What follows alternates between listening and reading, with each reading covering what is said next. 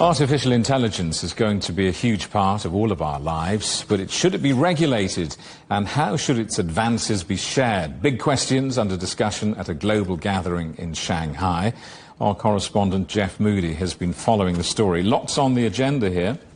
There certainly is. Li Chung made a big speech this morning on the opening ceremony, and he is calling for a global organization to manage artificial intelligence, to regulate it. It's called the World Artificial Intelligence Cooperation Organization. And he says that will provide a Chinese solution to many of the issues around artificial intelligence. Let's have a listen to what he had to say.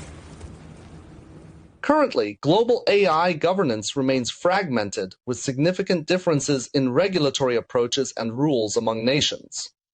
We must enhance coordination to establish a widely accepted framework for AI governance as soon as possible. It's an understandable ambition, but international regulation hasn't really worked on the internet, has it? I mean, why is AI going to be any different?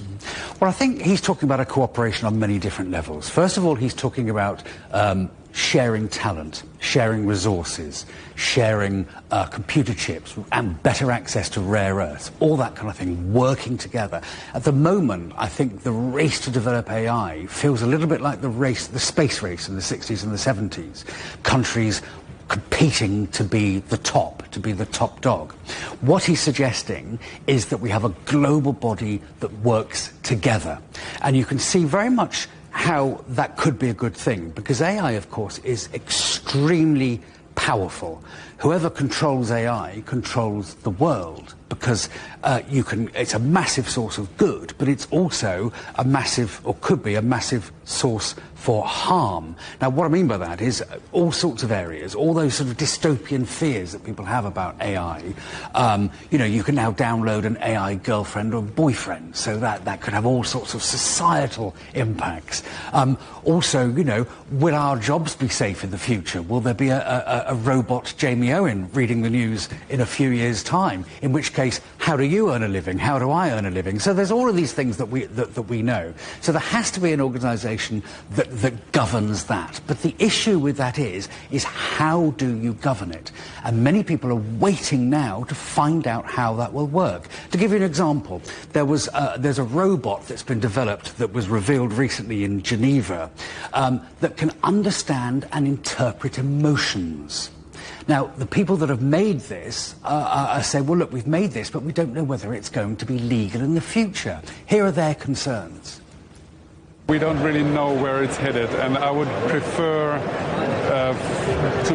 to have a pause and to have that certainty that we can discuss everything and solve these issues before they take action, before they come into effect. So that as a company we have some kind of basic understanding of what will be allowed, where should we invest, and what's not going to be possible for us to do.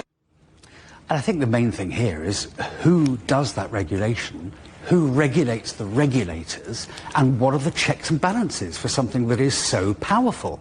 Now, every country has a different attitude towards regulation, depending on that country's sensibilities, that country's culture, that country's history.